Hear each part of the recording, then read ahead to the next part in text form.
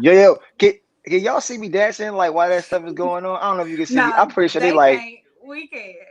oh, y'all can. I was like, yo, okay. Anyway, man, what's up, y'all, man? It's the Black Lunch Break. It's your boy Rillo in the building, man. Y'all see me right there, Cirillo Monego the third, man. God bless my granddad and my father for giving me this name, man, for sure. Today's episode 6 of season 2 of the Black Lunch Break, man. So glad y'all could join, man. I'm joined by a familiar face over here, Seeker in the building, also, and also my boy CJ, man. Welcome back to the show, brother. How are you What's doing today? happening?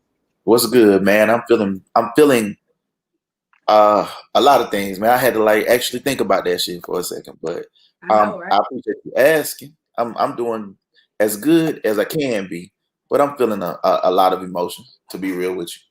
Well, we're For real. very happy to have you here today. It's gonna be Glad a to great be show. glad to be in the building with y'all today. It's beautiful to be back. Hey everybody. And of course, man, Seeker in the building, y'all. So look, y'all, we today is gonna be one of those shows, and man, we got a very, very special guest, the founder of Buried Alive Project, Brittany. Brittany is in the building today, y'all, and so really, Brittany Barnett is gonna come on. We're gonna talk a little bit about the book she has out right now. We're gonna talk about Buried Alive, but we also want to get into the fact. We're gonna talk about the Breonna Taylor's case and really dig into more of the facts. And we understand that the community right now is still hurting. The family, our prayers and thoughts goes out to not only Miss Palmer but the whole entire Breonna Taylor's family, the community of Louisville, in the state of Kentucky, Black community across the entire country and the world right now is dealing with an array of emotions similar to what CJ was speaking to just now. Is that we're trying to be optimistic, we're trying to find some type of like light at the end of the tunnel, but each day that we wake up, man, we're constantly reminded that like equality and justice is not for everyone in this country. We saw that a Black woman was not protected again, and in fact, the walls of a building, right, of a building, was protected more than a Black woman. So, look, we want to have this conversation today with everyone. Make sure you're actually tapping that share button, liking, loving it, chatting, and leave some questions in the comments for us. We're gonna get to those in a second. But welcome to the show, y'all. As a reminder, like we do every single time we come on the Black Lunch Break, making sure y'all stay informed. One, make sure you register to vote, right? Make sure you know your status, that you're actually registered to vote in your particular state, county, parish, wherever you're living at right now. Two, right? Two, take the census, right? Census 2020 ends on September 30th. So make sure you are counted, Black people, man, especially Black people. Shout out to my Black counts out there in California that's been doing the Lord's work this entire census season. So shout out to our folks out there. And anyway, right now, really quickly on the coronavirus update. I know we talked about this already, but look, man, make sure y'all still out there protecting yourselves, right? Coronavirus is still out there. There is no vaccine for it. Currently, there are about 3 companies now working towards meeting that end, but right now we're still where we're at. A lot of people are projecting that until the end of 2021 is where we're going to be in a better place.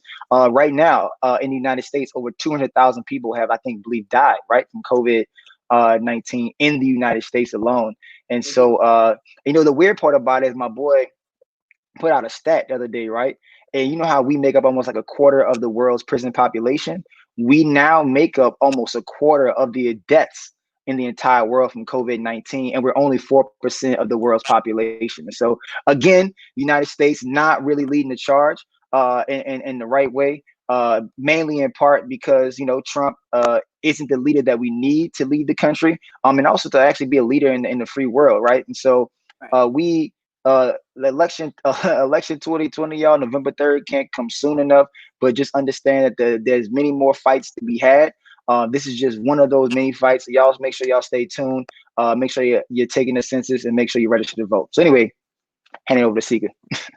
What's good, guys? I know we missed Saging with Sika last episode, so I'm gonna give you guys what we were going to be sharing.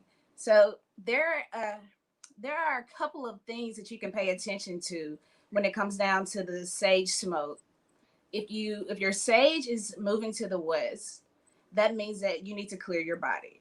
If the smoke is going to the north, you need to clear your mind. If it's going to the south, you need to clear your heart. And if it's going to the east, you need to clear your spirit.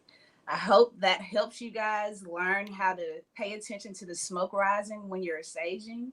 And that is today's Saging with Sika moment. And we're going to get on rolling into the show because we got a lot to talk about. And we're very happy to have CJ here with us today.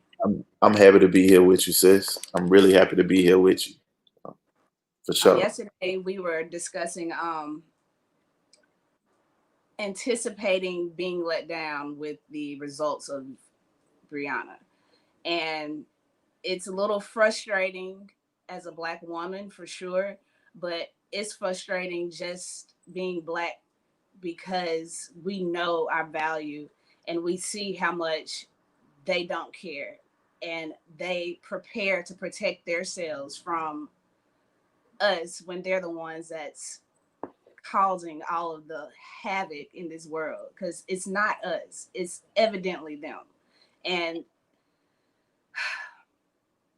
for my brothers out there right now, because I know y'all are very frustrated and we talk on a daily basis, and I really just want to encourage all of y'all after moving out of Satan with Seek. I want to encourage all of y'all to still be be strong in wanting to protect us, knowing that you still have to protect yourselves. And we appreciate y'all still doing all that y'all can do, knowing that y'all are endangered species. So keep the faith, stay strong. We're gonna still figure something out. I know that right now the time is just shit. It's disappointing and disheartening. We really don't know how to move because we're so numb right now. Like Tyson said, you can get hit in the same spot so many times that eventually it doesn't hurt anymore. And that's what I feel like we are at right now. And it's Man, exhausting. first and foremost, see, thank you so much for just, you know, having a positive and uplifting spirit. One that, always is intent on pouring back into others. Is genuinely appreciated. Today is hard, and it is very much like my brother Tyson has spoken to, as well as Leslie has spoken to, and many others have articulated in that.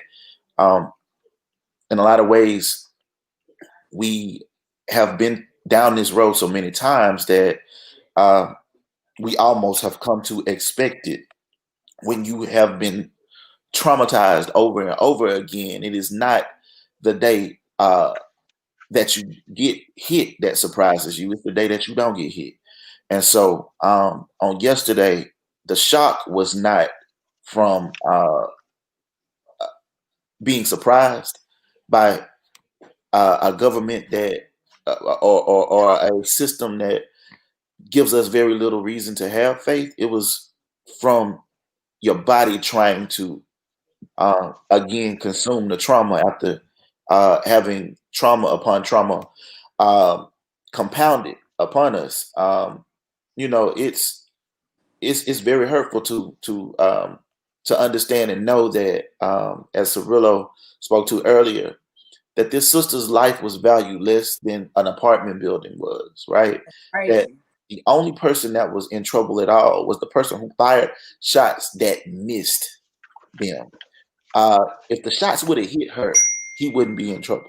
But because the shots hit the building or hit other anywhere else, uh, he got in trouble for wanton. Bro, that's a crazy Hey, wanton endangerment, man, right? of a Like, building, of a like, building. what? Like, What is A this? What building does it doesn't say? even have breath. It doesn't. This is crazy. And I guess when you really think about it, like, right, you got this brother who um they're heaping this onto, right? Like, now you talking about a system that literally tried to get her ex-boyfriend to testify to something that he refused to testify to, that tried to get the uh the current boyfriend convicted or charged with attempted murder of a police officer, for a police officer kicking in his door at 3 o'clock in the morning. He don't know who the hell this is. Kicking in his door at 3 a.m. in the morning and proceeding to enter his home. Of course, anybody in their right mind, or any reasonable person, would have fired shots. I don't know who fired first, but I know that it doesn't matter when you kick in the door of Doesn't my matter. home, right? hey, Like, bro, I don't, man, be real with you, dog. Like, reason why I be saying cops be lying, because I know cops be lying. Yeah. And look, Gary Chambers just came out today where a cop literally is now in custody for lying about the fact that somebody was shooting at him when he shot his damn self. And so Mhm. to me, see, the problem is that many of us, right, when we interact with law enforcement, we not alive to tell our stories. If Breonna Taylor was alive to tell her story, then we wouldn't have these questions, right? And so the thing is, since they know, if I just kill everybody in the apartment, I can They know doctor what up the any fuck they statement that I doing. want. We don't have any body cameras on it when we go no knock warrants. And so guess what? We get to doctor up every, and that's why literally you got to call into question almost every single person that's wrapped up in the criminal justice system as we know it, right? Who's actually incarcerated or formerly incarcerated. Because if you know you're gonna lie about this, if you're gonna lie about shooting yourself, right, which is an accident, he could have easily said, this is the crazy part. He could have in Pineville, Louisiana, he could have said that, guess what, y'all? My bad, man. My gun accidentally discharged, because those things can happen. It's an accident, right? But That's now right. you lying, docking the reports. He could have been still on duty. Mm-hmm. They could have, he could have probably been, went to the doctor, got taken care of, but now you in custody for lying and falsifying documents that we know that police been doing for eons. And that's why Right. people are just genuinely fucking they just like upset, because nobody feels like the truth is being heard. And that's the point of Right. justice. Justice is not always somebody getting indicted. Justice is not always whatever or being found guilty or not guilty or whatever case may be. It's accountability, right? It's actually being saying we know the truth. We know all the facts to be being presented in a particular case, and we can weigh in on those set of facts. Right now, because we don't have all the facts, and things have been parsed out through a course of the last 6 months or so dealing with the Breonna Taylor's case, Right. we can't be confident in a grand jury coming back and going, "Hey, we're not going to indict these people for the murder of Breonna Taylor." Bro, one of the police officers, I don't know if he was one of the officers involved or not, but a police officer in Louisville on yesterday came out and said something like, "It's a shame when the good guys get demonized and the bad guys get canonized." Like this is the mindset that this motherfucker has when essentially you have a woman who is laying in her bed at night, regardless of any other facts or circumstances that may exist beyond that. She was laying in her bed at night. There is absolutely no reason or rationale or basis where you should be there at 3 o'clock in the morning, and it's something so urgent or pressing that you can't wait until the morning to do it. Two, that a fucking SWAT team is at her house. Three, that y'all kick in the door unannounced and expect for somebody to not attempt to defend their lives at that point. When you kick in the council of my home, you are the bad guy, right? And so the notion that they perceive themselves as the good guys and any black person, regardless of whatever, as the bad guy is beyond problematic. It's infuriating. It's infuriating because literally, um, all she was doing in that moment was existing. All she and Kenny were doing in that moment was existing in this world, and yet somehow, in order for this story to be justified in their minds, it has to be a good guy and a bad guy, and they must be the good because they're imposing They law and always order, right. and she must be the bad because she and Kenny were attempting to survive when someone kicked in their fucking door. Like that's indisputable, right? It is. Brittany Quinn said slave patrol. That's exactly what we dealing with here. And I mean, we still dealing with Jim Crow. That's what we dealing with in 2020. We dealing with Jim Crow. Yesterday, September 23rd, was the same day in 1955 that Emmett Till's killers were exonerated. The exact same day to the date. Now, I ain't saying that it was intentional because I don't Bruh, know if they are that bruh. astute, but Nah, I'ma say that shit is fucking intentional. say They that. know what type of mental strain that shit will do to us. They know that not all black people may not have the knowledge to connect those two, but there are some of us that do, and it's more than the majority of us that spot that shit. And we see what the fuck they doing. They steady trying to tear down our souls, tear down our energies with everything. Like, you're not telling me You're not telling me that before they got the chance to make that announcement that nobody knew that on September 23rd, that who killed Emmett Till got exonerated. Come on. That's some bullshit. That's how much Yeah, they bro. don't care about us.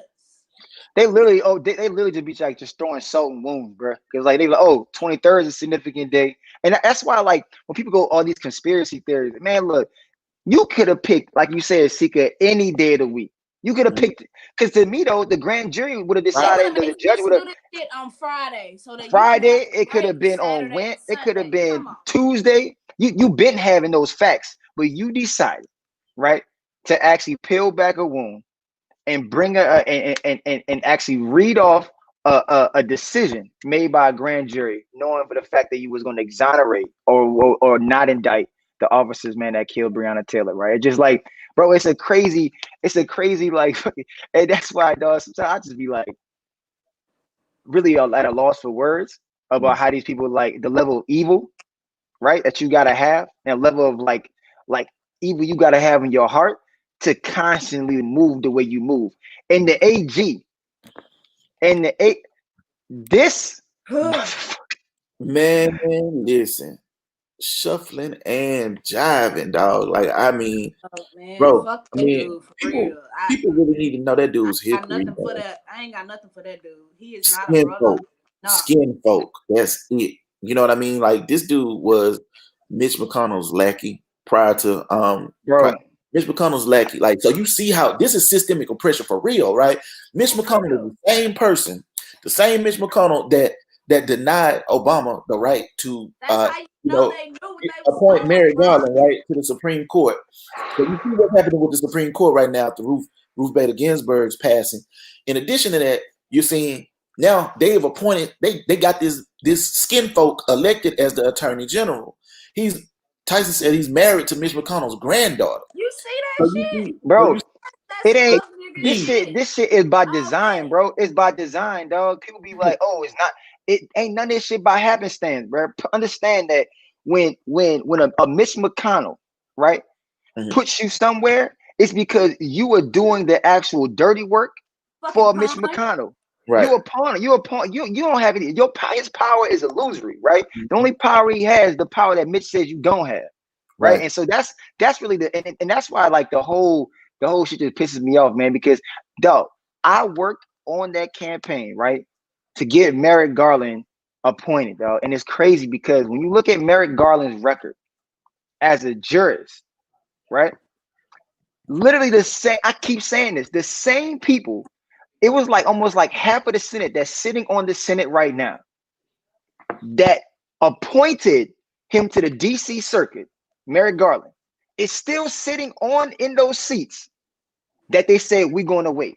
And these are still the same people that are still sitting there 4 years later that are saying that, you know what, though, this time is different. And we're gonna actually sidestep our own bullshit precedent that we set 4 years ago. Why? Because it was never about precedent. People be like, "Oh yeah, man, like if like we're just doing it because we want to make sure the next president, right, can have their say and weigh in on the actual nominee." Bro, this was never about that, and that's why when you out here trying to like, you know, and I love Michelle Obama. When they go low, we go high.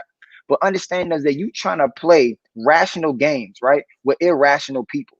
You can't have a conversation with somebody that has that much evil in their heart, right? And a level of disrespect for precedent, a level of disrespect, and don't give a damn, but only think about themselves and the power that they actually possess. Right. And so because of that, man, it's hard to trust people like that, bro. Right. I mean, but I agree with you, man. Shit, these days is when they go low, we go to the motherfucking bottom of the ocean.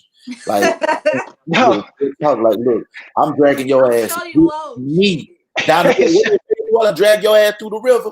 Hey, listen, I'm for real. Hey, that's really where it is right now, man. I mean, like, what the level of fury that like is flowing through me right now is like, it's so intense that I'm calm. It's a scary level of calm, but it's also to the extent that I understand like there's so much work for us to do, And it just makes like woke up more determined today. Like woke up understanding that we as a team, as a collective, have more work to do. We as a people have more work to do. And it's not like I'm looking to point the blame or anything. The only thing I'm thinking about is strategy. How do we out strategize? The same people that Cirillo is talking about that's sitting in them seats, get them the fuck out the way and have the right people up in the fucking seats. Leslie Graham. You right. Leslie Graham. Get him out. Gotta go. Right? And you know everything about too though. You know everything about too. Get these senators out of there, man. Like it's critical elections. This election, like because the Senate is the people who appoint or determine who can be appointed to the Supreme Court, right? Bro, you got right now for grabs, man. Arizona, Max Sally, she likely gonna go, right? Corey Gardner out in Colorado, he's likely gonna get the fuck up on out of there. You got Murkowski, you got Collins, you got Cindy Highsmith down there in Mississippi, where y'all at, bro? Like Cindy Highsmith is literally nothing but a warm body in Congress.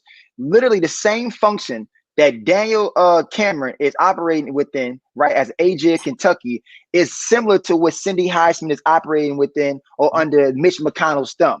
So when Mitch McConnell says you jump, then you're supposed to say how high. And if you don't, they're gonna find somebody that will do that exact same thing. That's why if you look at a Republican's website, I would encourage anybody right now to go look at a Republican's platform right now. Go look at all their websites. All their websites say the same damn thing. Control C, Control V. For people that don't know what that means, that's copy and paste. Goddamn, that's what the fuck you. That's what you. Shit. I was like, Control C, Control V, baby. That's it. You got Alec writing these laws, and Tyson spoke to it. He said you got policy wonks and you got lobbyists that's pushing this shit. You know what I mean? That's why you get stand your ground in Mississippi, Florida, Texas, Arizona, and all over these states because the same people are writing the same shit. Yeah, Whitney said she gotta go. Whitney, damn right, she gotta go. We got to understand, like, there's so many critical elections this election. Even on our state level in Mississippi, we got an opportunity to elect a black woman as Supreme Court justice in Latrice Westbrooks. And I think that seeing how the justice system works and the impact that the justice system makes in this regard gives us the opportunity to see why it's so critical to have the proper jurists in proper places to have a say in what should happen with the law and how the law should be interpreted.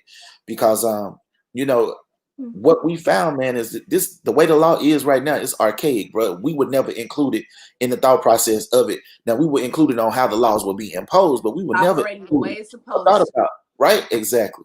This system is operating in the way that it was designed, like Cirillo said, by design earlier.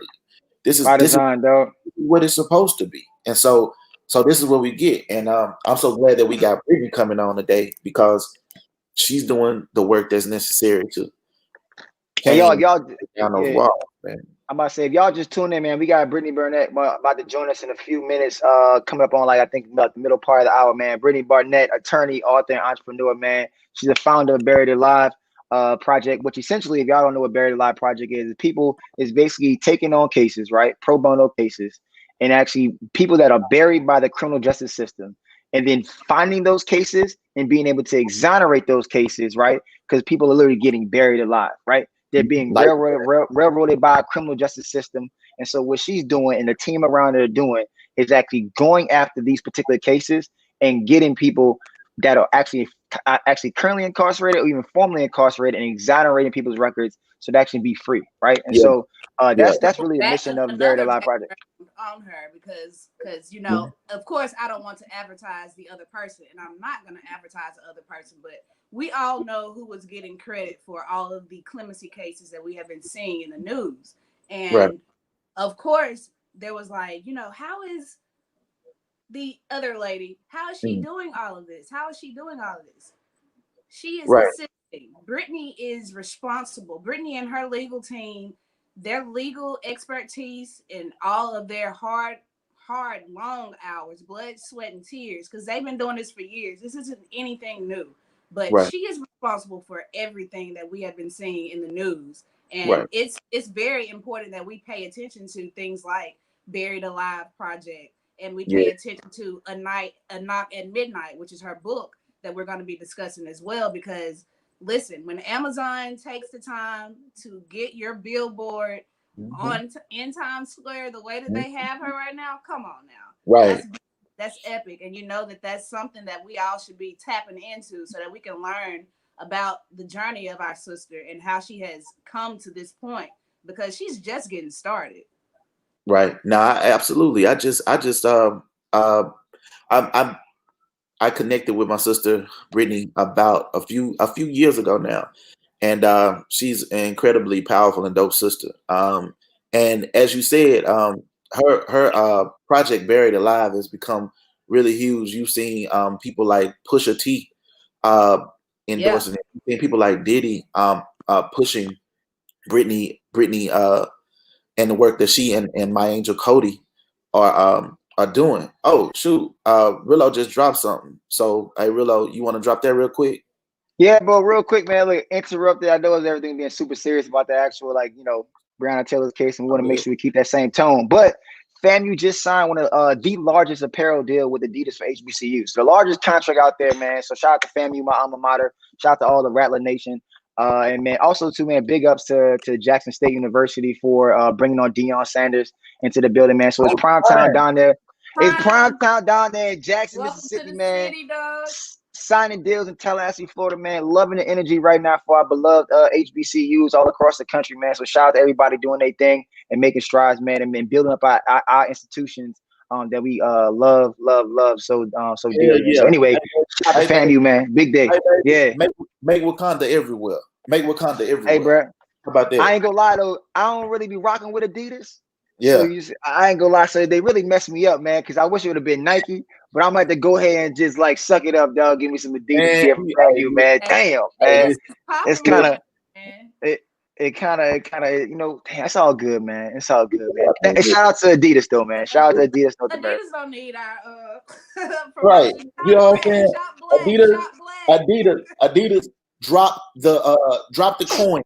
Drop the coins. Ching ching. Drop the coin. If Chuck was here, I have hit the money bag. Ching ching, yeah. Oh, I'm gonna do that anyway. That's just how I am. Right, because that's how we is. Yes, indeed. Yo, listen, but yeah, Brittany's coming in today, man. I think she's gonna be really dope.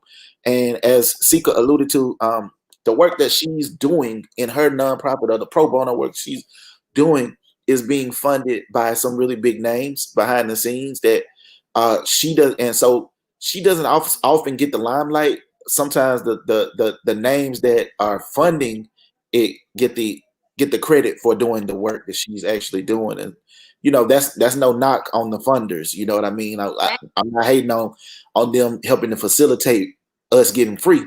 But I just want to make it clear that these sisters, Brittany Barnett and my angel, are doing the for real work, and they deserve to be praised for the work that they're doing. Are they here? As you can see, y'all, it's hard work. It's hard work to be Black, to be a woman, to be someone fighting against a system that was designed for you to not win. It is an uphill battle. It's an uphill battle with cleats on a motherfucking snow hill, going up. That's what it's like. Like it ain't easy to do, and so we definitely are happy to have her here for sure. We are, and also we want to highlight that everything that's going on right now in the city of Brianna, those two officers that whatever happened to them, I found it ironic that they caught whoever did whatever. And I just want us to not be asleep and not think that any one of us out there in the streets did that. Please do not be asleep. Do not sleep on how the police create all of these different scenarios for this press to make it seem like we are out of control. There's nothing that well, let me say this. We can be as out of control as we want to be. Because at this time, there has not been anything to show us that we need to show any type of restraint. Exactly. You get where I'm going here. I'm not trying to encourage anybody to do anything that they don't. If the turn up is real, then the turn up is real, is what you saying. Exactly. Like, So, but the thing that we know though, like, is like when we look back at what happened in Minnesota during the George Floyd uprising, right, in Minnesota, they found out that it was a white supremacist that was in the video busting the windows of the was it AutoZone or somewhere like that, right? They yes, later I discovered that was a remember white supremacist, that. right? We got Miss B in the Hey, house. What's Brittany. happening? Hey, So y'all, we what's up? Welcome. good. How How you doing? Good. What up, Brittany? Hey, How you doing today? I'm good. Blessed. Happy to have you here today. Yes, blessed Yeah. indeed.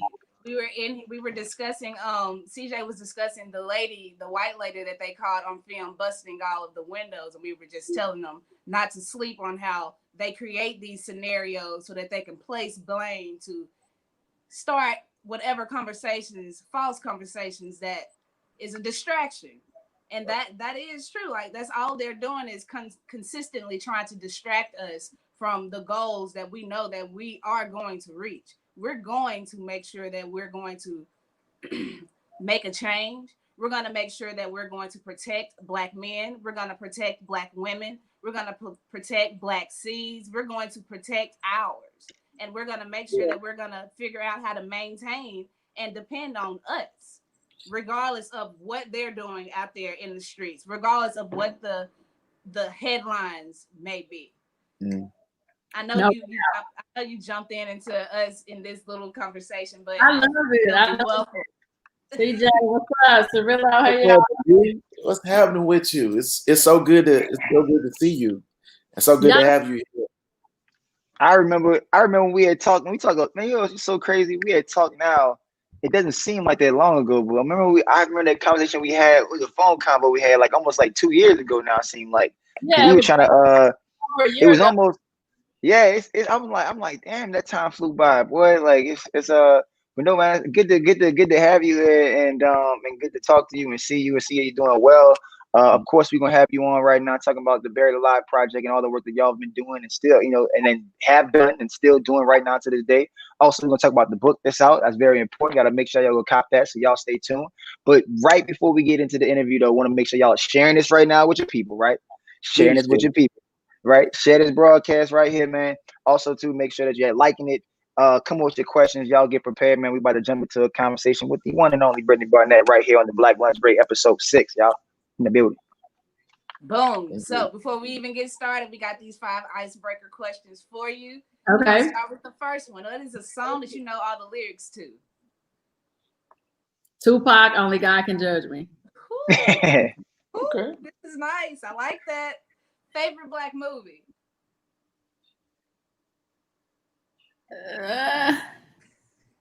Poetic Justice. Oh, that's a second person. That's man. Ashley Etienne came on from the Body campaign the other day, and she said that Poetic Justice was her favorite movie. Oh, Love Jones. My bad. Love Jones. My bad. Damn, my bad.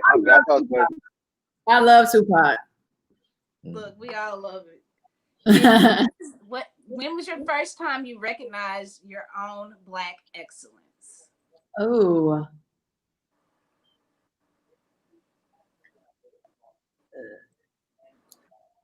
When President Obama was elected. Huh. Damn, that's interesting. Damn. Moment for sure. Even after getting a law degree, even after going through college, you had to wait until Barack Obama. Damn, boy. But that goes to show you though. That just goes to show you though what that really meant for Black people across the board, man. A lot of people talk about Barack Obama's and what he did or did not do. But when you look at, I will never forget when that little boy was touching, one of Barack Obama's favorite pictures, the little boy asking to touch his hair. And those type of moments, when we look back on it, there are some people, right, that for the first 8 years of their existence only saw a Black man in office. And so I just that can never be overstated. I know we talk about a lot of things, but look, that moment right there, and the fact that you can sit here right now and say that, it's just a testament to still the legacy of Barack Obama and what he meant for Black folks, just generally speaking. So anyway, next question. No doubt. Black business and why? Oh. Big business, small business, or it don't matter? It's your choice.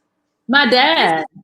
Yes, My dad. there you go. So my dad is a concrete construction contractor. He's been grinding for 25 years now.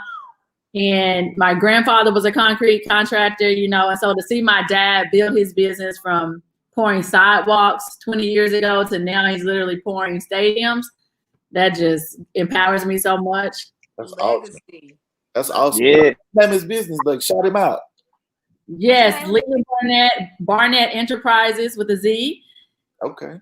And yeah, he's in the Dallas, Texas area, but he's pouring concrete right now in West Texas, a water treatment plant. So I'm so proud of my daddy. I'm a daddy's girl, and I'm Awesome. really We proud of him too. Last question. What does Black with No Chaser mean to you? Straight up, give it to him raw. You know, this is our truth, our authentic truth, and just the pureness of that in and of itself is just, it moves mountains. It moves mountains. And I think it is a platform just to tell our own stories with no chaser, because we all have seen the dangers when we leave that task to other people. Well, you have passed the questions 5 for 5. We're going to roll it on over to Rillo. Rillo, let's get started. No, I mean, I think it's important for folks, you know, first I just want to ask how you've been doing during, you know, COVID. I think it's important to ask that, and just really not just during COVID, but all that's been happening. So just get a sense of like how you've been feeling and so on and so forth. Yeah, you know, I have been all over the place, you know, with emotions from the pandemic, being locked in on top of social justice issues that we're dealing with right now, especially, you know, since the heightened awareness that came after we witnessed the murder of George Floyd.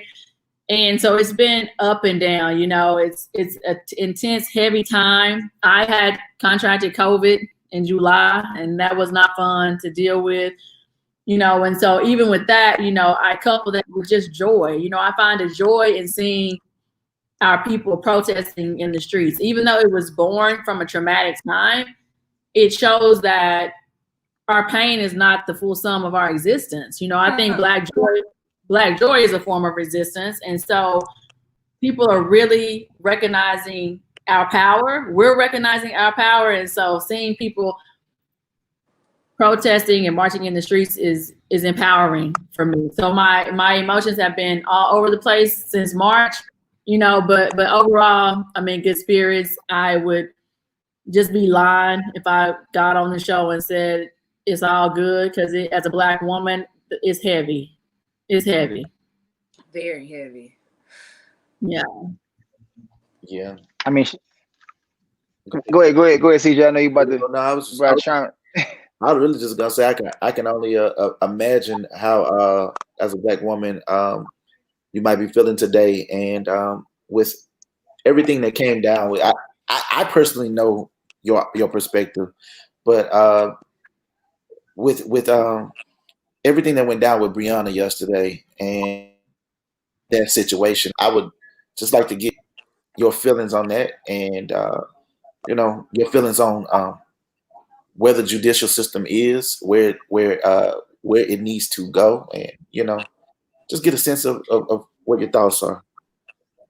Yeah, so yesterday's decision as it related to Breonna Taylor's murder didn't relate to her at all, actually. Right. You know, the decision had nothing to do with her death or murder. And so it's a travesty. It's a travesty of justice. Her not even being mentioned in the indictment is an indictment of our failed criminal justice system. And, you know, this system has failed us as Black people, but unfortunately, CJ, is working as it was designed. And so that's why the work that I do with my sister and co-counsel, my angel Cody, we are working on transformative work. Like, I'm so allergic to the word reform, because when you're reforming something, you're just tinkering with the broken system. And we have to completely reimagine what justice looks like for us. What does a fair and just system look like? You know, and so I think with the questions as it just came up from yesterday, I mean, yesterday was heavy. It wasn't surprising, but, you know, it's not surprising to know that my cat may scratch me either, but the shit still hurts. Still gonna hurt, yeah, when the motherfucker scratch you. Like, I mean, it was a lot to deal with yesterday, and even today, you know, as a Black woman, and just seeing how my co-counsel and I grind every day, you know, for literally free. We represent our clients for free. We're a nonprofit. We barely pay ourselves, you know, and so knowing what we do every day and being in tune with that, and then witnessing worldwide just the disrespect and disregard for Black lives and Black women, it was heavy yesterday. It's definitely a testament to this failed system. I wholeheartedly agree with you on all accounts with regard to the disrespect of Breonna Taylor by the charges that were levied and what they were levied for, and the disregard for her life altogether. And we were very intentional about calling you abolitionists because, like you said, we do believe there's so much wrong with this system that we were not included in the process of its creation, that it must be broken down to its knees and altogether reimagined with our inclusion and how this process moves forward. So I just wanted to say thank you for being on today, and really am looking forward to getting into the transformative work are doing right now on the other side of things to help bring people out of this system. Right. And on that note, though, because I really want to get into like the transformative work and really thinking about more of a policy lens to it. But before we get into that, I think it's important for people out there who don't know about the Buried Alive project to hear from one of the horse's mouth right here, one of the founders, you yourself. And so for everybody out there who's listening in and that will listen in, you know, why was Buried Alive project started, and what is the work that's being done right now going forward? Yeah, so I started my career as a corporate lawyer. I did mergers and acquisitions, you know, but I always represented people pro bono who were serving just excessive drug sentences. It's always been a passion of mine, and mostly it revolved around the case of a woman named Sharonda Jones, who, like me, is the Black daughter of the rural South, and she had gotten caught up in the system and was serving life without parole for drugs. Her first ever conviction, felony or otherwise, Sharonda had never even been into jail for a traffic ticket. She never had a traffic ticket.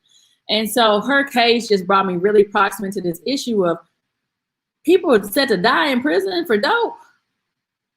You know, and growing up in the 80s, so proximate to the war on drugs, my mom, you know, when the war on drugs came close to me, it came from my mama. My mama had a severe crack cocaine addiction. She ended up going to prison. I had friends who dealt drugs. You know, I dated a drug dealer, believe it or not, in high school, you know, and so growing up in the 80s, you either knew somebody that was on drugs or selling them. You know, it was just a part of our environment, right, wrong, or indifferent, but it was just a shared experience amongst us. And so when I got into Sharonda Jones's case, I really became passionate about the issue. Luckily, after 6 years of hard work, Sharonda was granted clemency by President Obama. And once she was out and a few other clients that had gotten clemency from Obama were out, you know, they had a survivor's remorse. You know, they knew they had left behind many, many people who were just as deserving of their freedom as they were. I had left corporate law at the time to really dive into this work, and we co-founded the Buried Alive project together, you know, to reach back and help people that they had left behind. And so the crux of the work we do at Buried Alive is we work to free people serving life sentences under these outdated federal drug laws, and we work to end the policies that put them there. And so we've partnered with my dear friend and co-counsel, my angel Cody. She has her law firm, the Decarceration Collective. We linked arms. We've known each other for years, and we linked arms a couple of years ago in our work, and we freed over 50 people serving life sentences. And what people, and I want the listeners to know, is there's no parole in federal prison. So they are literally set to die in prison, you know, and that sentence, it takes a special type of grace and dignity to carry, but it also just suffocates mass potential, y'all, as it buries people alive. Oh, That is a that's like very thousands of being years very of alive. people's lives. My Yeah. God. Yeah. Go ahead, Seeker. What does that process look like? Like how many years since y'all freed about 50 people? Is it about 6 years working on it to get that person freed, or does it depend on each case?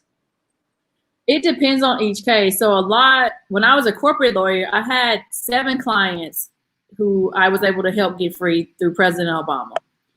And those took from 6 years to 3 months. I had one pending for only 3 months, and so even the clemency process just depended on each individual case and just the bureaucratic nightmare that is our justice system.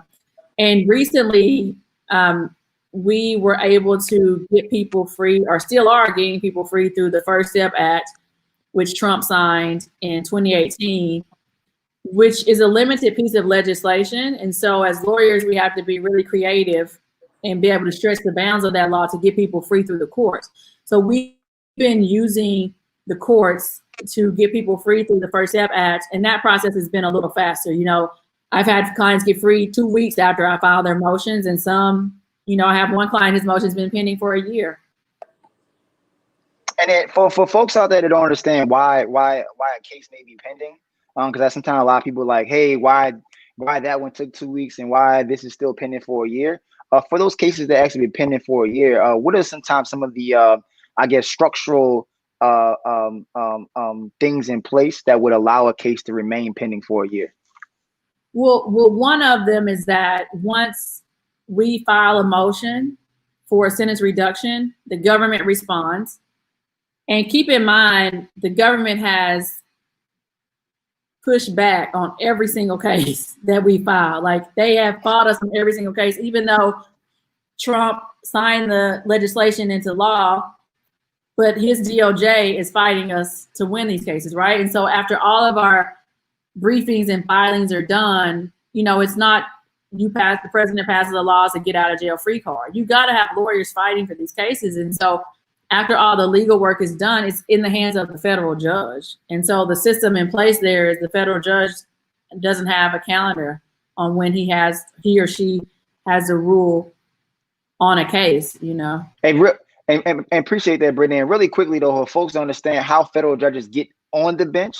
They're nominated, right, by the President of the United States. So this is why elections really, really matter, and they have consequences. When you're looking at why that matters, because if a federal judge had a heart, right, and that was, and at the core of who they were was making sure that people receive justice, right, that weren't over criminalized for particular cases, because we know during the 80s a lot of people were over criminalized, over sentenced, right, and still in jail right now, which is why part of the reason why Buried Alive Project was born.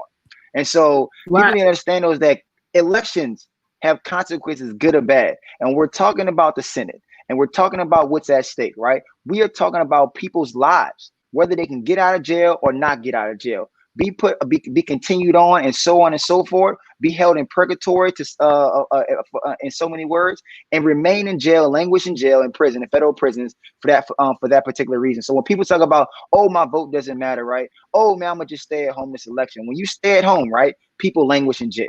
Right, people literally languish in jail because of people that are appointed to the federal bench. Right, in this case, that's from the actual district courts to Court of Appeals, right, to the circuit courts, all the way up to the highest court in the land, which we know to this day is the actual Supreme Court. And so, look, y'all, if you don't think your vote matters, your vote does matter. I just want to make sure that point of emphasis was shared, because I think a lot of people misunderstand the connection between how federal judges get there and why those seats are so important, because they're lifetime appointments. Lifetime. I'm sorry. Before we get into your book, Brittany, I wanted to, just talk about the legislation, not necessarily the legislation, but how can someone who committed a nonviolent crime, a nonviolent situation, wind up with a life sentence? Like what type of laws are y'all up against? And then we can transition into the book. Yeah, for sure. And to echo everything that was just said, vote. It's imperative to vote. And what we're up against is, quite frankly, the 1986 Anti-Drug Abuse Act, that implemented mandatory minimums for drugs and the 100-to-1 crack to powder cocaine ratio. And what that means for people who may not know is with this law, you could have, CJ, 500 grams of powder cocaine. I could have 5 grams of crack cocaine, and we would get the same time in prison. The dumbest shit I ever heard in my life.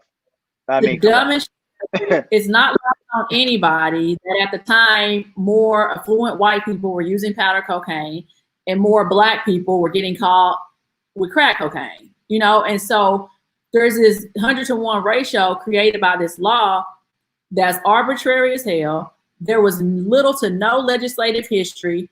This 1986 Anti-Drug Abuse Act was truly like a reactionary measure almost solely from the overdose death of Lynn Bias. And so you had a time where crack cocaine and the epidemic, and it was an epidemic, it destroyed families and communities. It ripped my family apart with my mama. You know, I'm not underplaying that, you know. But when you look now at the laws that were in place, and there has been progress made, you know, President Obama granted an unprecedented number of clemencies. He tried to get criminal justice legislation passed, but Congress obstructed him. He did not have a Congress in his favor. And so Trump did. And so that's how he was able to get it done. You know, let's be clear on that. Obama really did try. And that was Senate Bill 2123. And I worked on that piece of legislation as well. And so, yeah, anyway. Well, anyway, and to your point with that, it's the First Step Act.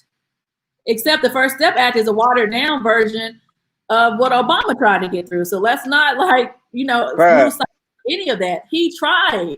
The Senate would not let this bill be brought to the floor for a vote. You know, and so that's why it's so important to vote, because now Republicans are ruling the Senate, and so Trump was able to get it done. But, you know, even with all of that, just getting back to my point, with those laws that were put into place, what happens when we get reforms and not transformation is we're just trying to pick at a huge ass block of ice with a little bitty ice pick. And so reforms are great. We've been able to free people with them. I'm not discounting them at all. The First Step Act passed for whatever it was. We're able to get people free using that law that Trump signed. Right. I'm not taking away from any of that. We just have a lot more work to do because, as you asked today, your initial question was, how did we get here? It was a time where it was an extension of this whole it's a crime to be black. Now we look at the opioid crisis and it's a public health crisis. It's tearing down communities, destroying communities. I agree. It's a public health crisis. People need help. My mom needed help. But crack cocaine epidemic was a public health crisis too. Instead, it was demonized and criminalized. And so as we're having this public health focus with opioids, we can't forget to look back for the people who are still suffering and victims of this war on drugs, war on Black communities. And those are the people that we represent. With that being said, now we get to get into the book, A Knock at Midnight, right? So, you know, right now, if y'all haven't been on Amazon yet, make sure y'all go check out the book right now, A Knock at Midnight by Brittany Barnett. But you know, but folks, again, right, they're going to get the heart at the core of the matter. What is really the premise of A Knock at Midnight? Yeah, so I wrote the book to really tell the truth. I wanted to tell the truth about racial inequities that bleed through the criminal justice system. I wanted to tell the truth about the war on drugs and the people that it impacted. And I wanted to tell the truth about the people in prison. Like, these are human beings.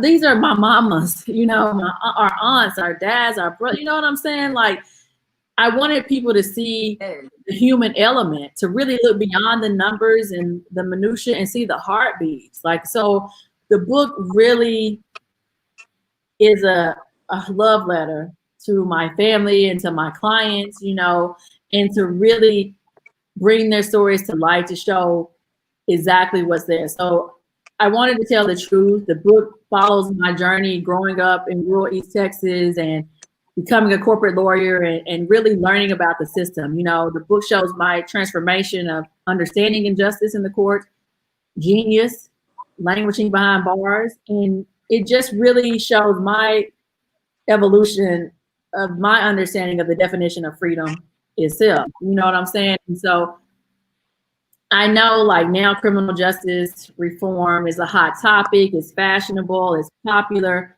You know, I'm glad more people are paying attention to it. But what I see is even with this popularity, that people really don't understand how the system works. They still don't understand how the system works. And so I wanted to be able to educate people with what I do know about the system. It sounds like writing this was possibly healing for you. I know it was definitely difficult because these stories aren't easy stories, but was it a healing thing for you too? You know, it was, and it still is.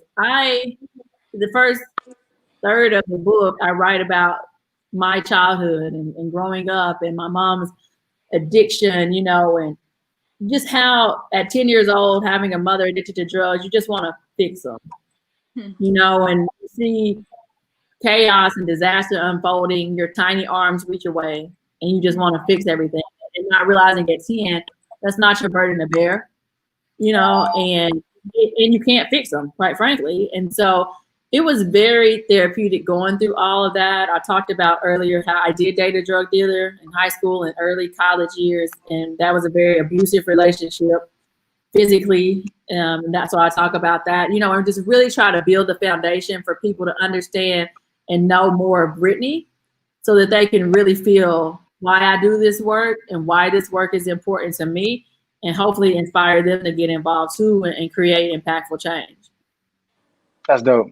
So immediately the title of your book like resonated with me. It stood out to me, and I'm wondering if there's if there was any inspiration to that being the title. Yeah, that's a good question, CJ. There is. So during this journey of freeing people, you know, it's difficult, it's hard, like we just talked about. Like we can't act like this shit is peaches and cream every day, because it's not. Right. And there was times, you know, where I'm so moved and motivated by my clients and the people in prison. And there are times where we just suffer great defeats. And I just found myself one night on the floor in my apartment. It had been a huge list of denials that had came out from President Obama for clemency, and just seeing names that I knew and knowing their family members and just how disappointed they were, it rocked me. And one of my clients who was in prison serving life, Corey Jacobs, he actually co-founded the Buried Alive Project with me. He sent me an email from prison, and it had the text of a knock at midnight, a Dr. Martin Luther King Jr. sermon. And so when I was writing the book, I was writing that scene of just being so down and how my client had sent me this sermon to lift me up. And I knew I was going to include the scene in the book. But when I was writing the scene, I listened to the sermon again and again and again. And I realized how this is just the very backdrop of this whole journey. And so in that sermon, Dr. King gives a parable of a man who is knocking on his neighbor's door at midnight for bread. And the neighbor doesn't answer. So the man keeps knocking and he keeps knocking, and the neighbor doesn't answer. Or he tells him, you know, my children are asleep. You know, he won't open the door. But Dr. King correlates the loaves of bread to love, hope, and faith, and how the weary traveler knocking at midnight is really seeking the dawn. And so I ended up naming the book that because over all of these years of working to get people out of prison, we were knocking at midnight. Yeah. We were not, people weren't hearing, they weren't answering the door, they wouldn't give us the bread. And we really were just seeking the dawn. And so I hope the book is a hopeful book as well, to show that dawn will come. You gotta preach up in here, girl.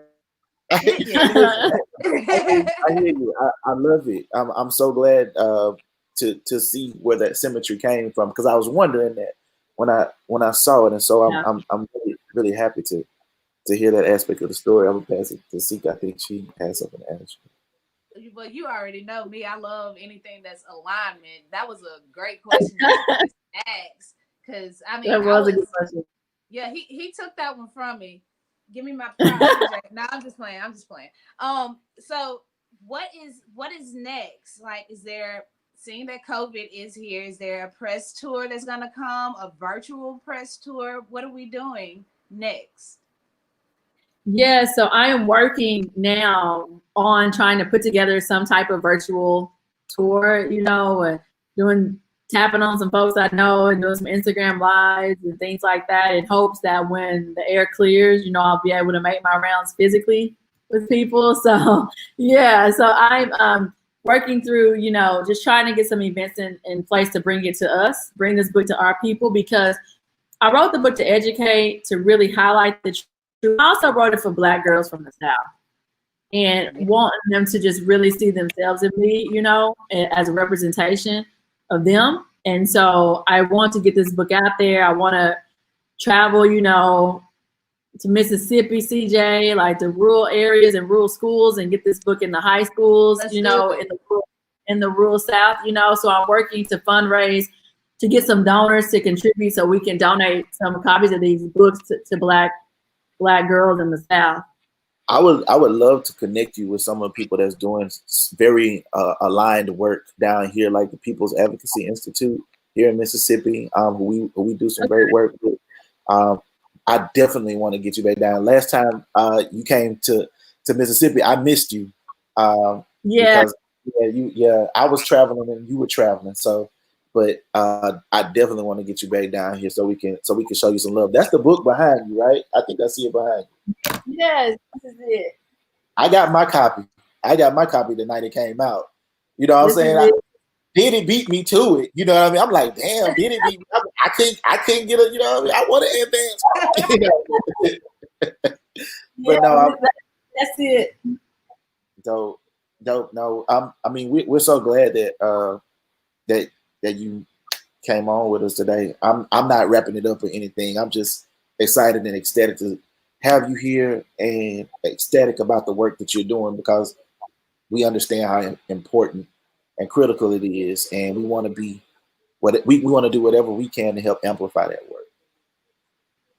Well, I appreciate it for sure, and I'm serious. I'm hopeful in the next couple of months. I want to reach out and I really want to get this book to Black girls in the South, and so I'll definitely be reaching out on ways we can do that. From Texas to North Carolina. We're going to definitely make that happen. And before we let you go, is there anything you want to leave our audience with?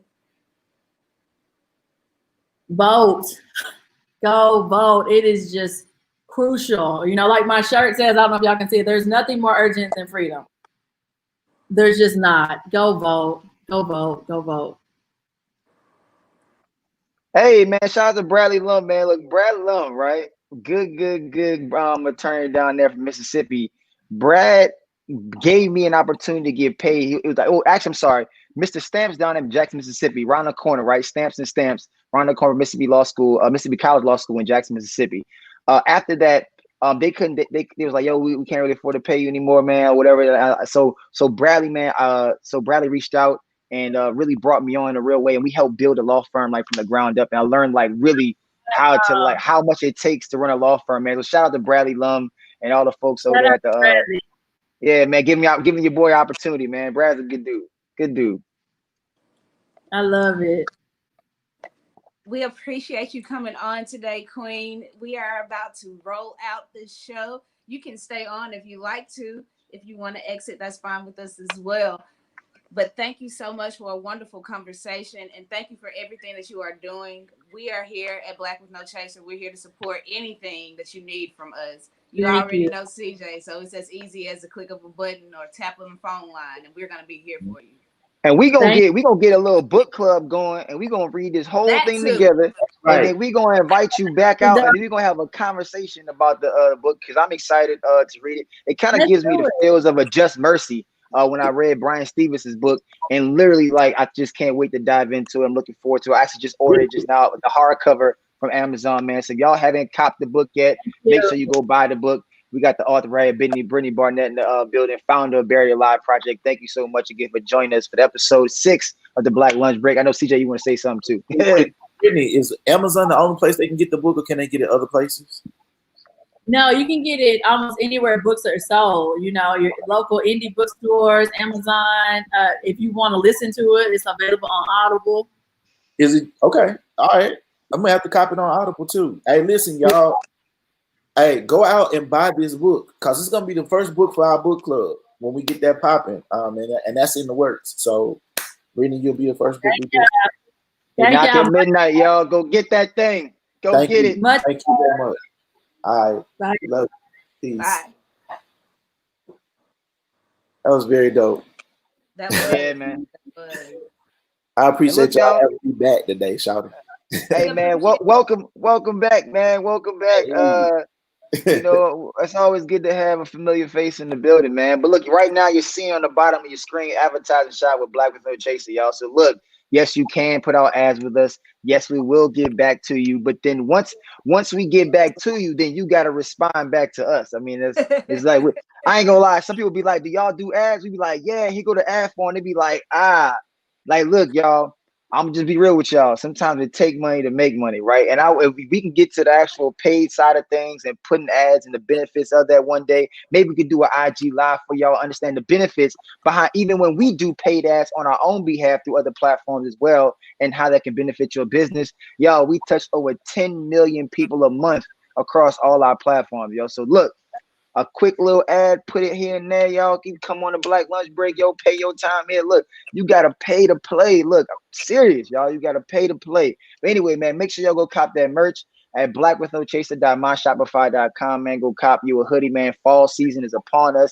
Dim Hands University is popping. We got people stealing our damn design across the board. And also, I just want to say a quick thing about that is stop bootlegging our shit. Stop bootlegging black people shit, fam. Stop doing that, man. Come on, man. Stop doing that. Yo, like this. Plus, also, you know, just for the record, I mean, our shit is trademarked because, you know, we handle our fucking business. But beyond that, y'all, like, come on. And it's we work real hard to build this brand up. Don't copy our shit. Hey, I wasn't even I'm not gonna blast the sister, right? Because I actually went in there and then put on Frenchie on our IG story, and she messaged us back and was like, you know, you could have just said something to me and then not blast me. Let me tell you something right now. When you are in an anonymous group stealing literally logos and things right there and then selling them off, right? And you are part of that process, there's a moment in time where you can stop and go, is that theirs? You could have asked that question. Okay, do you have the rights? Are you licensed to sell off this particular SVG file format, right? So then you can go. So when you said that I should have reached out to you, no. You should have reached out to us, knowing that I didn't know. If you didn't know who owned the actual SVG file before you bought it, then you shouldn't have been put on your actual website. You shouldn't have been put on your IG page. You shouldn't have been spreading across social media as it was yours, knowing that it wasn't yours or the person that you bought it from. So let this be a lesson. We will come after you, bro. And sis and man, sir. Like for real. We're gonna talk to the people about how you handle business for real. Because this is real business. Like we are coming from when we say we getting Black with No Chase out the mud, y'all, we doing it out the mud. Everything that you see from what we streaming on right now to the shirts we wearing, like we came out the mud with that shit. This shit is out of our pockets, bootstrap, straight from the ground. So yeah, it hurts us when people take from us. When all we want to do is give, man. All we trying to do is give to our community and pour into our community and do it the right way. And like we made something dope. When we made the Dim Hands University logo, that was art that we created as a collective and a phrase that we created as a collective, and it caught on. And suddenly people want in on it. And the reality is you could do it the right way and get in on it. Like we would license it to you, but you got to do it the right way. Like, you know what I mean? Like Dollar said, everything in light touch is ours. Like, I mean, we for the people at all times, first and foremost. We for the people at all times. And so we want the people to love us back. And that's all we're asking for. Like, don't copy our shit, man. We wouldn't copy your shit. Tyson said the doors of the church are open. Always. What's that mean? You know? That mean they could donate. They can. Yo. You can look look, you could donate right now. Hey, right there, streaming across the bottom of the screen right now. There's a few ways you can get involved with Black Window Chaser. One, you can visit the website. We do appreciate every single website person click that comes on there and reads our articles. Matter of fact, Leslie just dropped an article today about the Breonna Taylor's case. That's nothing but heat. Good So if you're not shit. familiar with Leslie's work, go ahead and get familiar with Leslie's work. I promise you, you won't. It won't be the last Leslie article that you read, right, from You're Black gonna Window be Chaser. ready So for me. but also you can donate via Cash App. Look, for Black with No Chaser on Cash App. Look, PayPal, we on Cross. So anyway, you could get involved. And also, look, we're looking to collab with designers. We're looking to collab with anybody that's willing to collab with us. I mean, honestly, we have conversations daily with the team on speaking to what CJ was talking about, how we can do it right and do right by our people and still protect our brand, right? We work too hard to get to this point to allow people to step on the brand that we really created. So look, if you want to work with us, and we ain't nothing but a phone call, a text, a DM, an email away from doing business with you. And that's on me, that's on Black Window Chaser, and everybody that's touching this brand across the board. That's So on look, y'all, Wakanda. that's on Wakanda, yo. So like, look, all you gotta do is just tap in. You ain't gotta steal. Just You ain't tap got in. you ain't got You ain't to. tap in. Using It's the words of Seeker, just tap in, baby. That's it. the goal is for everybody to eat. At the end of the day, like that's what we building this for everybody to have the opportunity to flourish in a system that we are helping to create. Because that's what we talked about today, right? Is their systems exist already. Our systems are still yet to be created, or we are still we're still in the process of building them up and building them up intentionally and deliberately as they have for the last 400 years. We understand that they got a 400-year head start, and that they still are, moving within that system as far as oppression is concerned. Y'all, that means we got to be very, very deliberate and building our own shit too. That's it. Yes, indeed. Just build Well, our look, own. man, CJ, thank you again, man, for joining us on the Black Lunch Break, bro. It's good to have your face, man, have your presence in the building and breaking some bread with us with the crew, man.